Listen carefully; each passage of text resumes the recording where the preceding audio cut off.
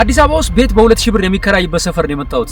አየር መንገዱ እዚህ ጋር ነው፣ ጎሮ በዚህ በኩል ነው። ምን አይነት ሰፈር ቢሆን ነው ወይስ ምን አይነት ቤት ነው በ2000 ብር የሚከራየው? ፉገራ አይደለም፣ ለዩቲዩብ አይደለም፣ የእውነት ቤት በ2000 ብር የሚከራይበት ሰፈር ነው ያለሁት። በ2000 ብር የሚከራየውን ቤት እንየውና ቤት የቸገራችሁ መኖሪያ ያጣችሁ እዚህ ሰፈር መታችሁ መኖር ትችላላችሁ። ሰፈሩ ወረገኑ ይባላል፣ መሀል አዲስ አበባ ከኤርፖርት ጀርባ። ዛሬ እዚህ ሰፈር የመጣሁት በምክንያት ነው። አማረች የምትባለው እህታችንን ለማግኘት። አማረች እዚህ ሰፈር መኖር የመረጠችው ቤት ርካሽ ስለሆነ ነው ወይስ ሌላ ምክንያት አላት? የእሷንም ታሪክ አብረን እንሰማለን። አብረን እንግባ። በጣም ውድ ከተባለው ቤት እንጀምራለን። ይሄ ግቢ ብቻውን ነው፣ የራሱ የሆነ ኩሽና አለው። ይሄ የምታዩት ግቢ ኢቨን ሸንኮራ ተተክሎበታል፣ ጌሾ ተሰጥቶበታል፣ ድርቆሽም ተሰጥቷል። በጣም የሚገርመው የግቢ የራሱ የሆነ ኩሽና አለው፣ የራሱ ሽንት ቤት አለው። ይሄ የጉድጓድ ውሃ ነው። እሺ ጋይስ፣ የራሱ ውሃ ነው። ውሃ ጠፋ የሚባል ነገር አይሰራም። እንዴ ሪል ስቴቶች ራሱ እንደዚህ ይላቸው አታዩም እንዴ?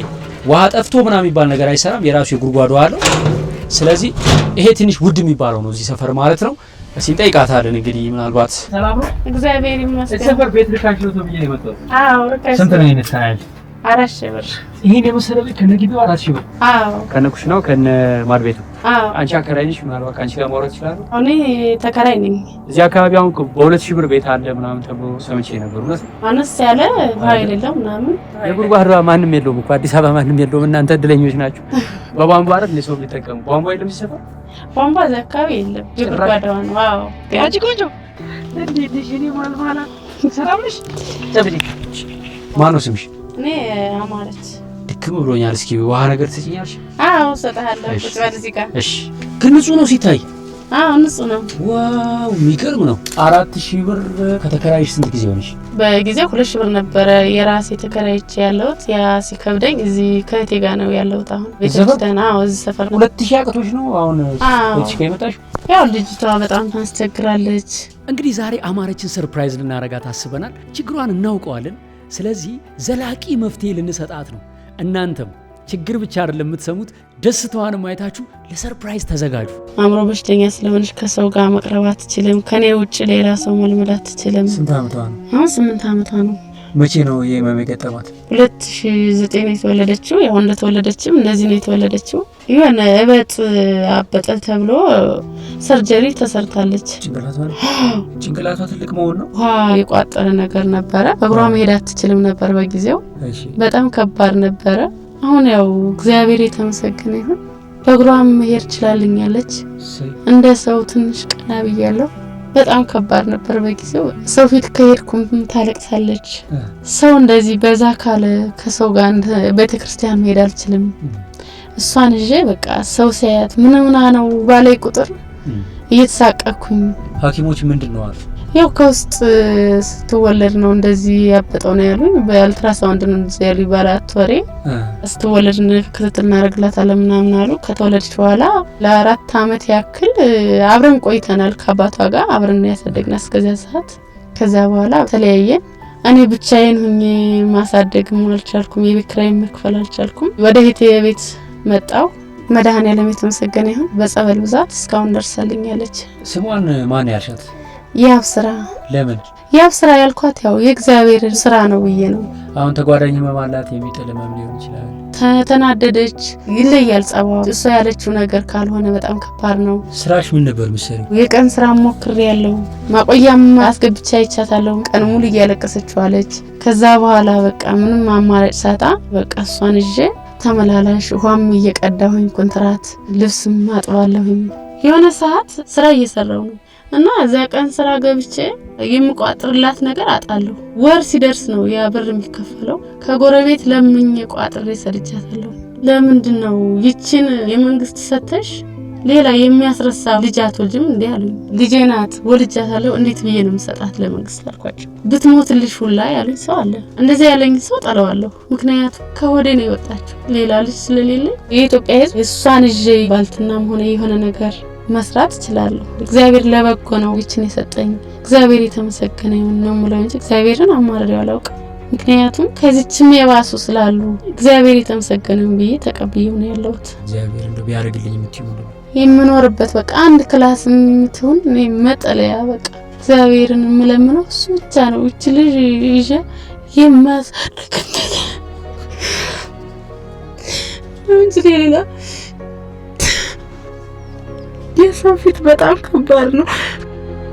እንግዲህ ዛሬ ያሰብነው ምንድነው ለአማረች አዲስ ቤት ተከራይተን አዲስ ዕቃ ገዝተን ልናስገባት ነው። ታሪኳን እየሰማን እኛ ግን ዝግጅት እያደረግን ነው።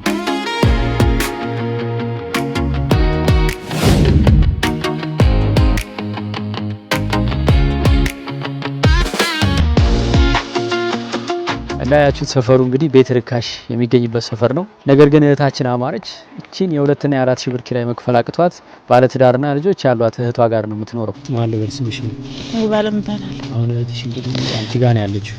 ያው ለጊዜው እኔ ጋር ነች። እስቲ የሷን ችግር አንቺ እንዴት ትገልጫለሽ? የሷ ችግር በጣም ከባድ ነው ከምንም በላይ በቃ ሽንት ቤት ራሱ መግባታችን እሷን ተታ ማለት ነው። ከዚህ አንፃር የሰው ፊት ላለማየት በብዛት ጸሎታ ያለች ከልጆች ጋር ሁሉ መስማማት ስለማችል ትሳቀቃለች። በቃ ተሳቀቂ ያለን እኔ ለምሳሌ ስራ የለኝም ቤት ነው ሙሉ ልጆች ይዤ እና ከዚህ አንፃር በቃ ያለን ተካፍለን ላለው ያለማቋረጥ ሙሉ ቀን ራሱን ስታለቅስ የምትልበት ቀን አለ። አሬና በጣም ከባድ ለሊት 6 ሰዓት ሁሉ ተነስታ ቤተክርስቲያን ወሰደች በቀዳል ያለችውን ነገር ካላረግችላት በጣም ከባድ ቀን ስራ የሚሰራ ሙከራ ነበር። ግን እኔ ጋር ማትሉም ልጅቷ ከዚህ ሲከብዳት ገጸር ሁሉ ይዛ ገባች። እዚያማ አልተመቻትም ልጅቷ አልችስትል መልሳ ይዛት መጣች።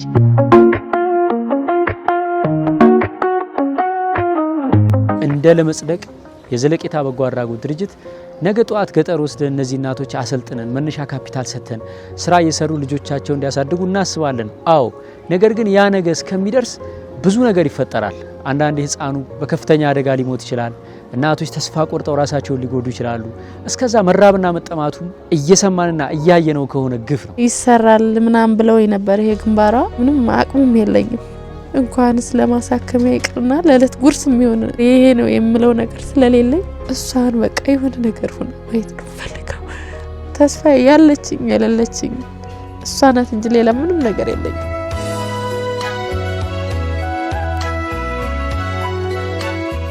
እና በቃ የሷ ህይወት ተመልሶ የሷን ተስፋ ማየት ነው ፈልገው። እሷን ከወለድሽ በኋላ ተደስተሽ ታውቂያለሽ? ፈጣሪ የተመሰገነ ይሁን። በእግሯ መሄድ የጀመረች ጊዜ ተደስቻለሁ። እግዚአብሔር ይመስገን ቤቱ ተገኝቷል። ንጹህ ቤት ተከራይተንላታል። እቃውም እየተገዛ ነው። በአቅማችን ቢያንስ እርፍ የምትልበት ትንሽዬ ነገር እያስተካከልን ነው። ደስታዋን ለማየት በጣም ጓጉተናል።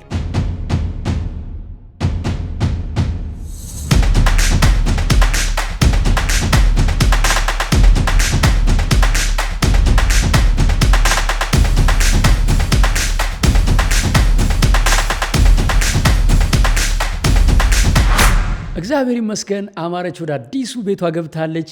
ለአመታት ከነበራት ሰቀቀን ዛሬ አረፍ ብላለች። ዛሬ ከምንም በላይ ተደስቻለሁ። እውነት በጣም ነው የተደሰትኩት።